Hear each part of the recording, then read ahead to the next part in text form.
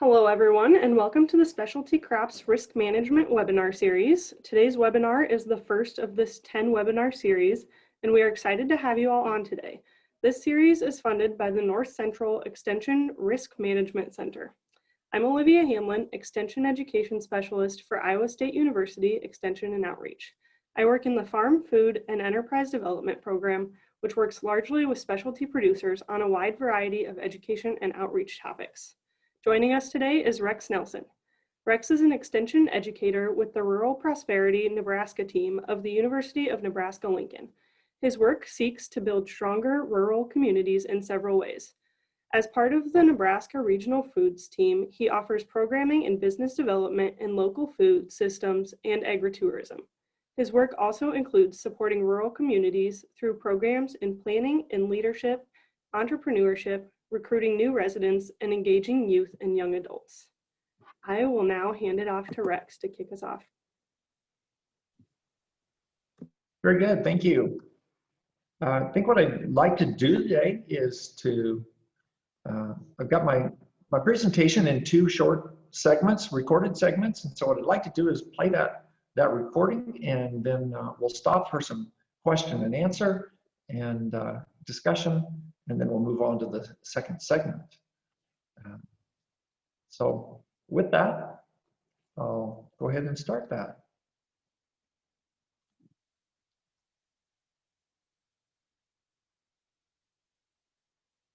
Good morning, I'm Rex Nelson with the University of Nebraska, Rural Prosperity Nebraska group, and work with the Regional Foods team, and I also do community development.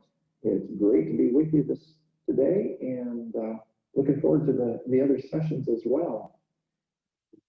I have a really robust lineup that will cover crop insurance, and market diversification, food safety, financial risks, weather risks, and more. So to really look at the broader scope of managing risk in this environment of small farm. Generally, we can group these around production risk, marketing risk, financial risk, and worker risk, and also legal risks. The sessions will cover those first three pretty well. I'll spend a little bit more time today on worker risk and legal risk, because I'd like to see those addressed. First of all, I'd like to encourage you to start a checklist. Let's begin to assess where are the risks in my operation and or in my plan, and which ones are most significant and which ones can be managed. Now, here's an example from a 4-page document that I'll put a link in the chat for you on that. You can get your hands on it.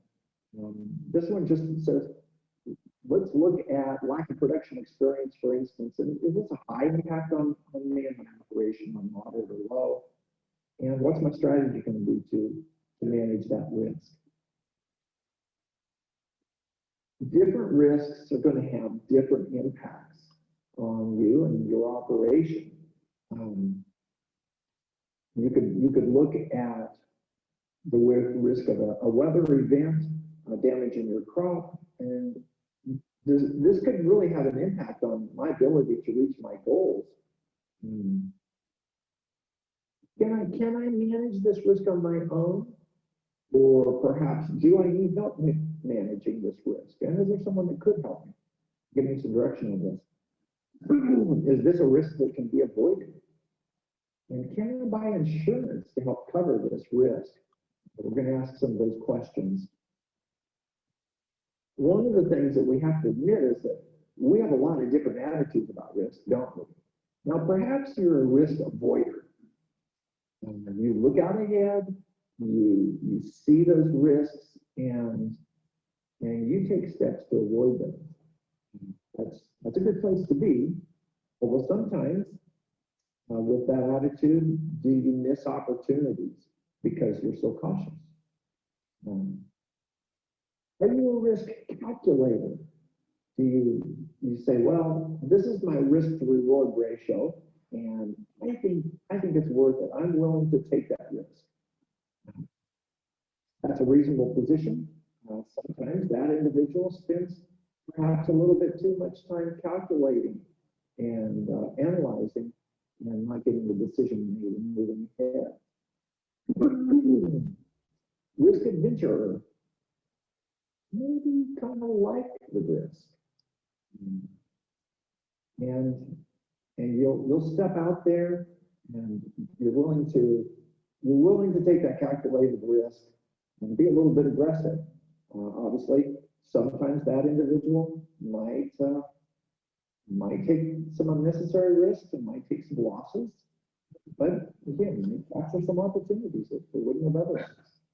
And the risk of daredevil.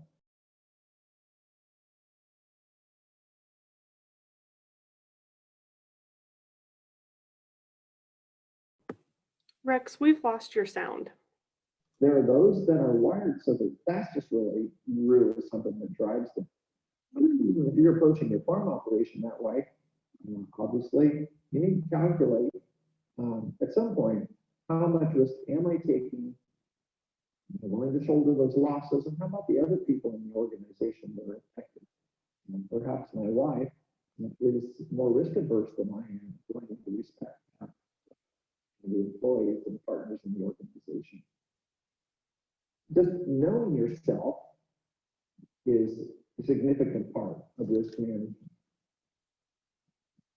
Production risk, and that'll be covered in a future session, but we have tools to manage production risk around crop and variety selection.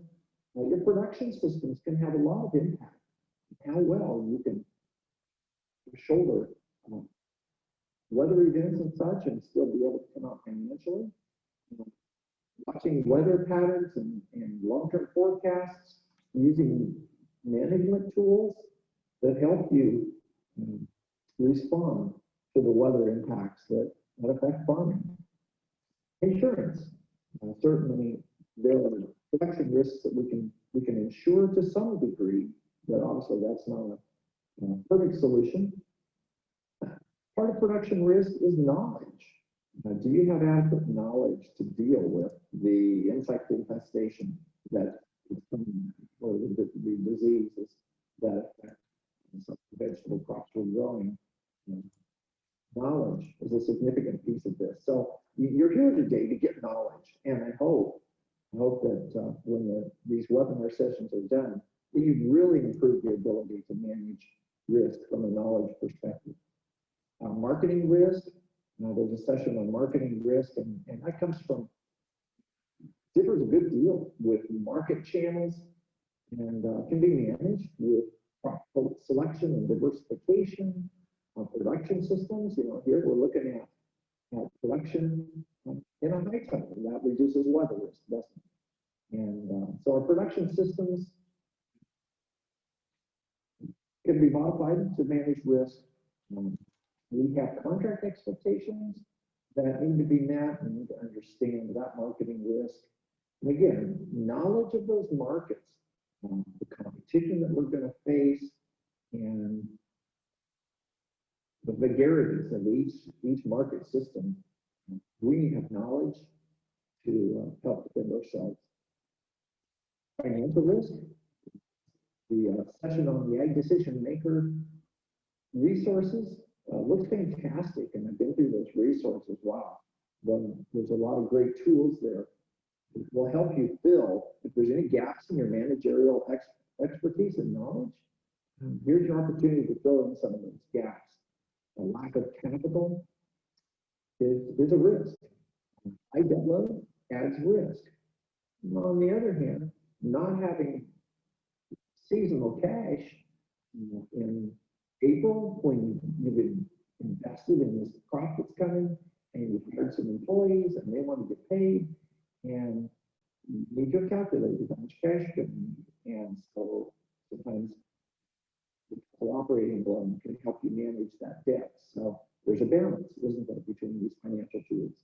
And insufficient profits is a risk, and it affects our lives. Excuse me. Human resource risk. When you've got a crop in the field, you need to know that you've got enough help coming to get it harvested. What happens if someone gets sick or is injured? Do you have a management plan for that? What if it's you that gets sick? Who's gonna fill in the gap? Lack of appropriate labor. Do they have the knowledge that they need? Well, there's a risk that perhaps you can manage, but you need to plan ahead. Competing goals within the organization. You have a partner that you work with, and are you on the same page? At the end of the day, are you still pulling together? Those are human resource risks that I'd encourage you to take a look at. What happens in the case of a death or divorce? Do you have some contingency plans? In some of those, there's not an easy way to plan for replacing yourself. And yet, people that are impacted by that. So I would encourage you this winter when you're planning to take time to think, how did that play out? And is there something I can do to make that better for someone that would follow me, or if I lose a partner? That's important in my organization.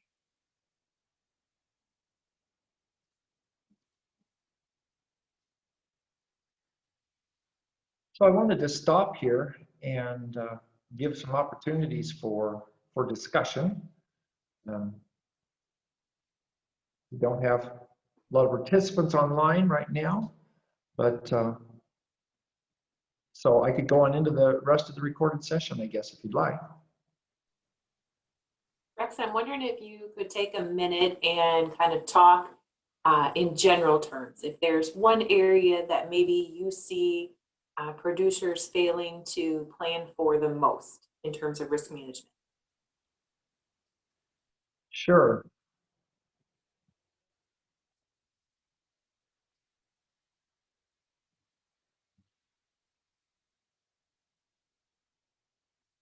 Probably the thing that we have to interact with most actively are the areas of production and marketing risk, and like that we have other sessions that are covering that. And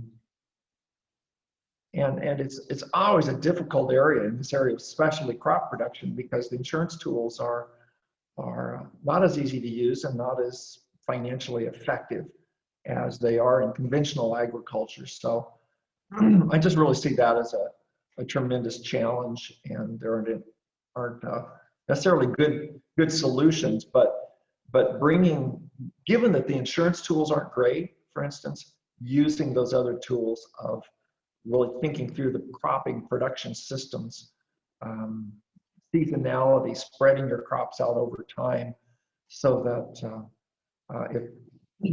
if one crop gets affected by an extremely hot spring or a hailstorm, then I still have some production later in the year that I can generate some income from. I think those are real active areas of opportunity for the specialty crop producer. I would say one other area, Rex, that I kind of continually struggle with, it seems like, in dealing with our producers here in Iowa, is planning for something such as what we're in the midst of right now. A global pandemic is an incredible area of risk management, but not something that you would traditionally put on your planning sheet for the year. Can you talk to us a little bit about that? Yeah, absolutely. It really illustrates that when it comes to risk management, it's the thing we don't see coming that is hardest to plan for, and yet certainly I think the producer that has done a good job across the board of good risk management probably was in the best position, given the COVID pandemic and the changes they had to make. That producer was probably best positioned to be adaptable and to make those changes. If all of your marketing eggs were in the farmer's market, and I can't go to the farmer's market because of this event, Well, actually diversifying markets and having a CSA component and maybe an online sales component, that would have been a good risk management strategy prior to the pandemic. And so it would have left you well positioned. So again, I think looking at that, the checklist and going through some of those things and just being thoughtful about, am I positioned well, is going to pay some dividends. I'm going to post that link again just to make sure that it's available. There's two there, farmcommons.org. I'll touch on that on my next recorded segment. But the checklist came from smallfarm.org, which is that second link in the chat. Excuse me. And the other thing that I do think there's value in is knowing ourselves, knowing I'm kind of a risk taker. Unfortunately, I've taken some serious losses in some of my activities because I've taken probably too much risk. And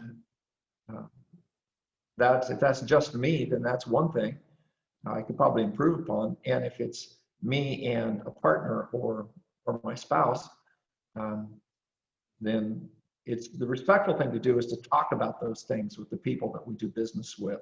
Have those conversations. Those are part of the management proposition.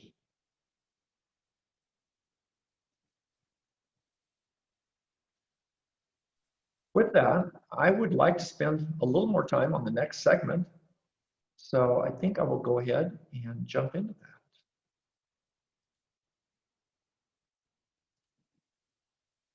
So now I'd like to continue on the subject of legal and environmental risks. Once again, lack of knowledge is a significant risk in and of itself. And you can't know all the law. It isn't your job to be an attorney. I'm not an attorney, so I can fill that gap. But having a general knowledge is one of the ways you protect yourself. There are new regulations out there that you need to be aware of. It's the time to do some research. Food safety is addressed in one of the sessions, so we won't go into that. Unsafe conditions for workers or customers. Are you aware of the unsafe conditions that you haven't taken care of? Okay, get that on your checklist. And perhaps you need to walk the place with that in mind, and you might see some things that you missed before. Pollution concerns, community attitudes. Are your neighbors really on board with what you're doing? Land development, do you have any risk there? Is there development that's going to encroach on your operation? Do you have sufficient insurance? And we'll go into that in a little more detail. And are there gaps in your leases and your contracts?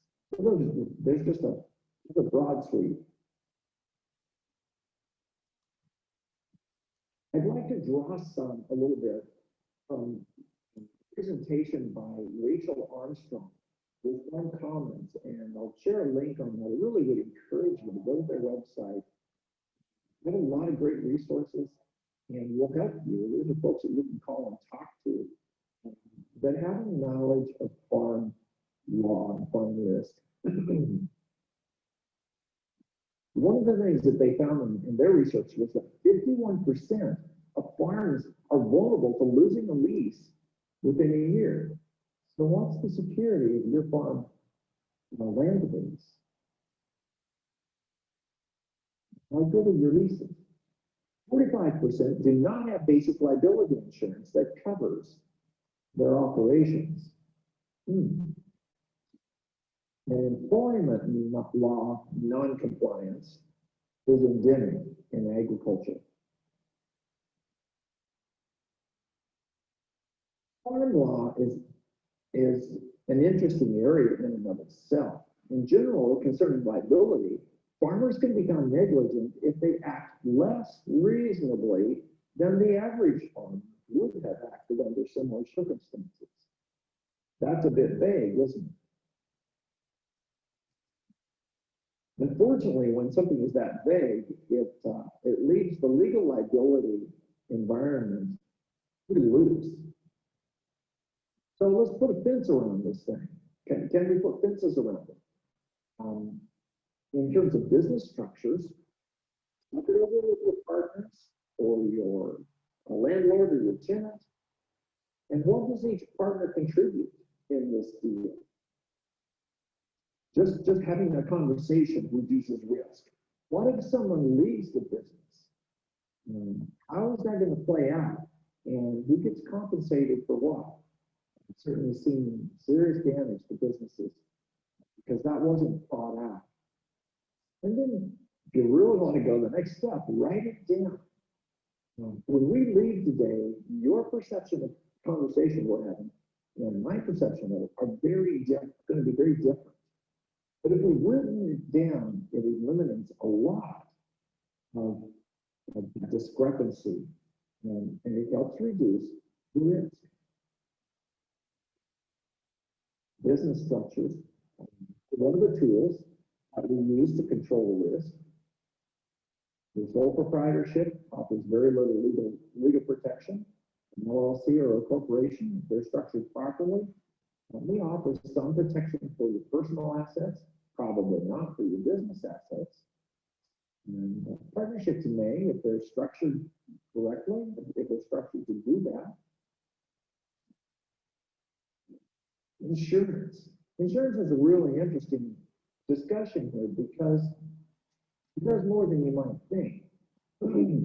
I would suggest on your checklist of action items that you get liability insurance that covers the activities and risks on your farm. Do you know what's covered? You need to talk to your insurance agent about it. Can you view your insured property? Have you purchased equipment or added buildings? It's very difficult to claim something was damaged in a storm if you don't have any kind of an inventory. And now that it's easy to walk around with your cell phone and take pictures, how about if you drop a photograph of all that stuff in your Google Photos, your iPhoto account, so that you've got a record. There's another point on insurance that's really significant. We talked about how gray the area of legal liability was for farmers. If you have good insurance, then your insurance is like a retainer on an expert attorney, because that insurance company is going to back you up. So think about that when you're deciding to write that check for that insurance premium. You may be getting more than you realize, because in a sense you're hiring a legal team to back you up in a pinch. But that only works if things are listed in the policy. Does your coverage include agritourism and events? What about animal processing? Are you dressing chickens on your place?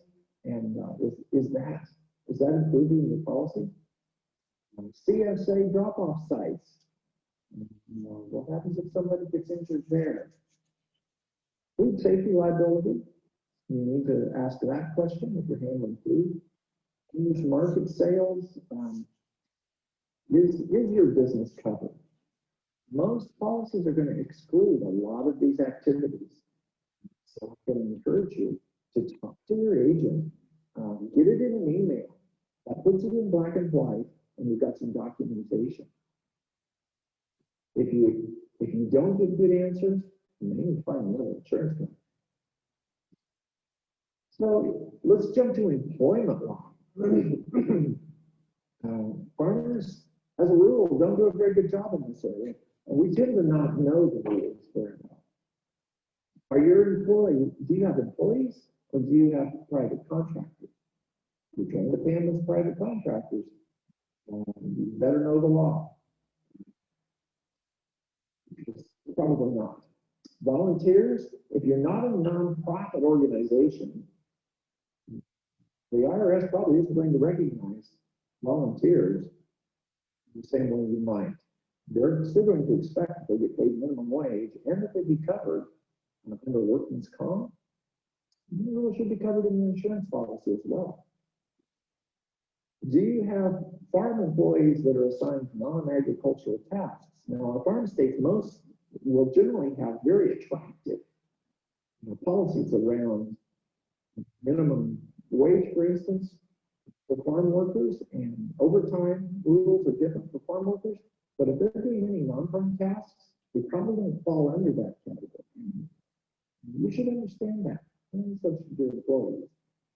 They're getting adequate rest and meal breaks, and payroll taxes being withheld. There's legal liability there. Understand what your liability is, and it's manageable. Leasing and purchasing land. Here's an area that you need to talk over with your landlord. If it's a verbal agreement, at least make sure it's a clear conversation. Then write something down. Get it in black and white. How about your lenders and your business partners? Do they see your land situation the same? Do you feel like you have security in years to come? When does this relationship end, and how does it end? What are the notice requirements? How much advance notice do I get? Or am I supposed to give if I want to end the lease? Understand those, kind of keep them in mind. And then food safety. Again, you've got a session coming on food safety. So review where it fits in your insurance package. Plan to comply with FSMA, of course. And then if you're selling food or handling food in the kitchen, again, is that covered in your insurance? Agritourism. Check your local zoning code. How is agriculture defined? Probably not broadly enough to capture what a lot of small farms are doing, particularly if they're getting into agritourism. Or again, you've got CSA pickups on your place, that may not be covered. Even if you're serving food, you may have special insurance, and so you need to have that conversation. So here's the link for that checklist. Small Farm Dog or hosts that. And, I've got other resources on the site. Okay. So that brings up a number of issues that I think are often neglected in this area of employment law. Farmers get to work under a little more attractive group of regulations, but our specialty farmers don't necessarily fit in that category. And depending on how they're using their workers, and I think it's just an area that farmers aren't very aware of the law, and so are probably taking some risk. And I'm not a specialist in that kind of law, but I guess my encouragement is there's some resources out there that people can get their hands on, and it's probably worth looking into for most producers.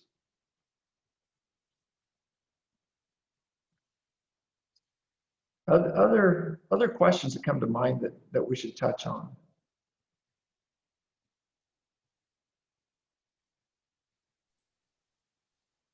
Rex, I think we have a lot of people who struggle in terms of the business structure in and of itself, and which way to go in terms of that to make sure that their risk for their farm is properly mitigated, and protecting of their own family assets as well. Do you have any thoughts on that or advice? Sure. So let's look at our options. The sole proprietorship is you don't even have to do any documentation. You can set up your roadside stand without doing any paperwork, and that's handy. But but there's no protection there for personal assets. So that's why we look at things like LLCs and corporations.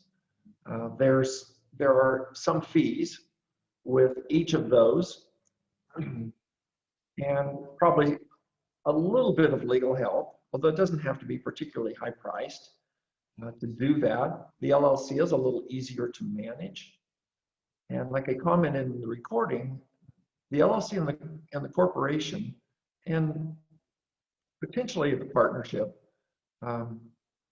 if it's a limited partnership, I should qualify that. Those can provide some protection from your family, your personal assets.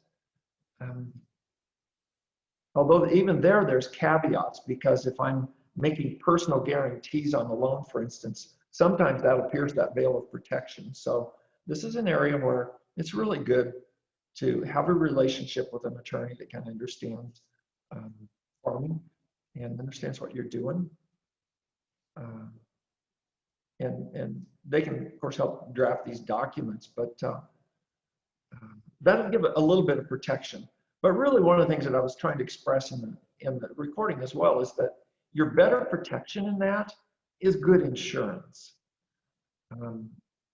The insurance really can, it brings with it the legal support to work across those lines. So it's not just a matter of me knowing the law. If I've got good insurance, then they help because they know the law. So that really is one of the things that I think is important here. That partnership, a limited partnership, can offer some legal protection as well. So I do encourage those.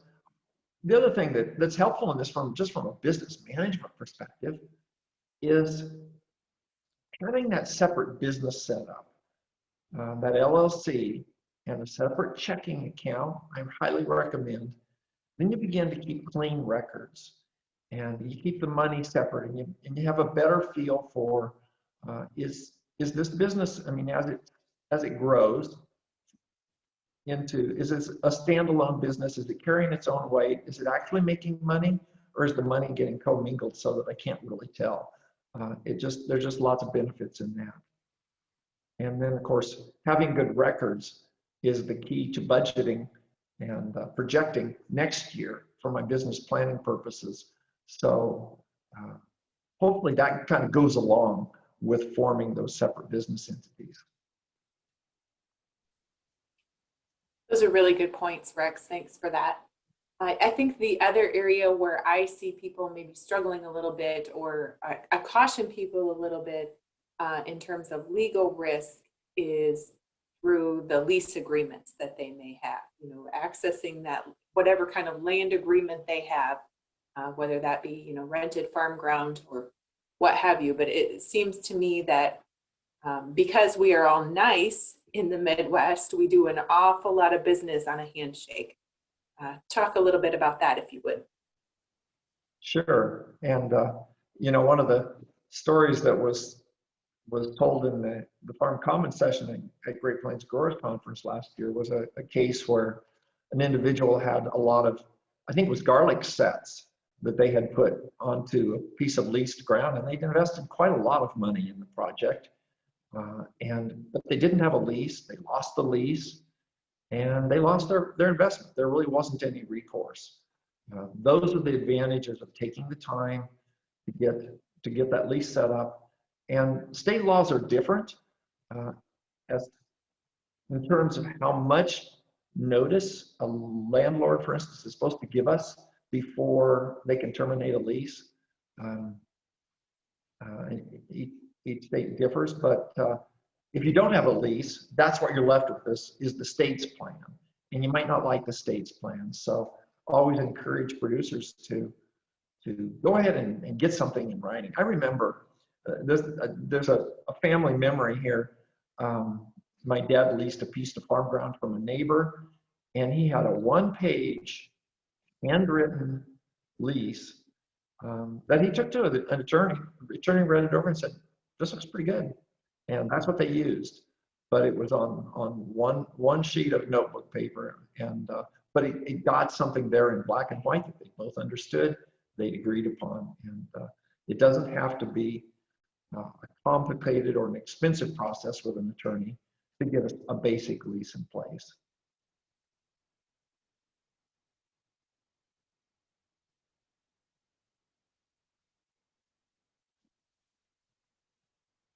The other thing that just strikes me is, having done lots of farm tours and been on lots of producers'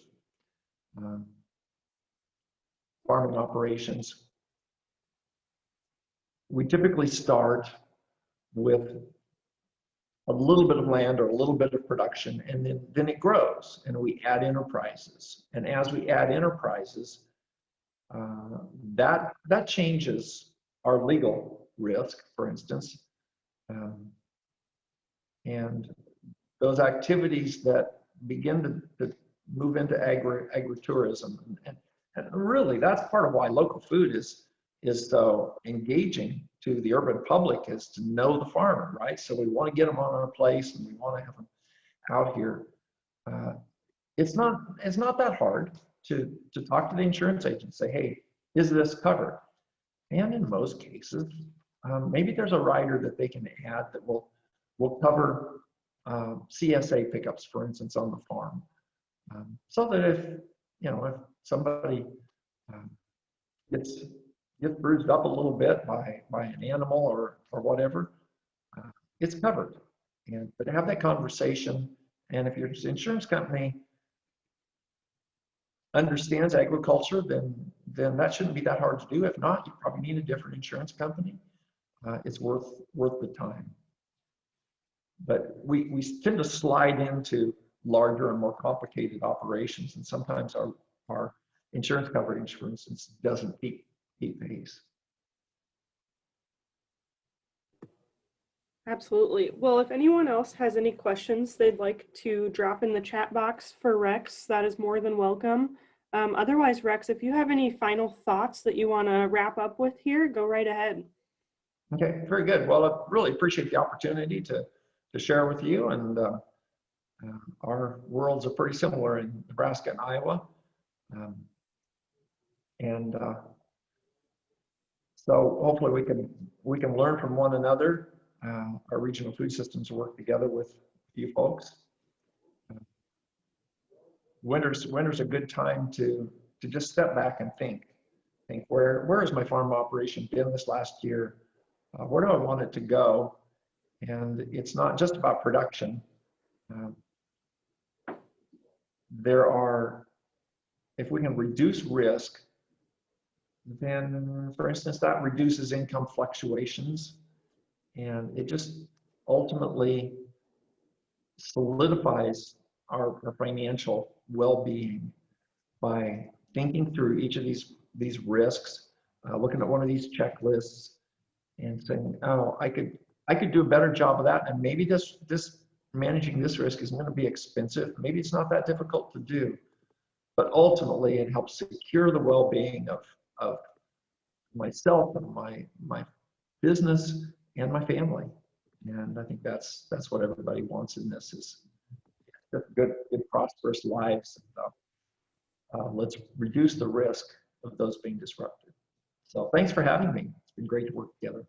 Of course. Thank you for joining us today, Rex. As a reminder for everyone that is on, this will be uploaded to a website as it was recorded. And next week we will be back with Amanda Weigel from the Farm Service Agency, and she will be going over some different insurance plans and some kind of go-to tricks on that. So we hope that you could all join us next week as well.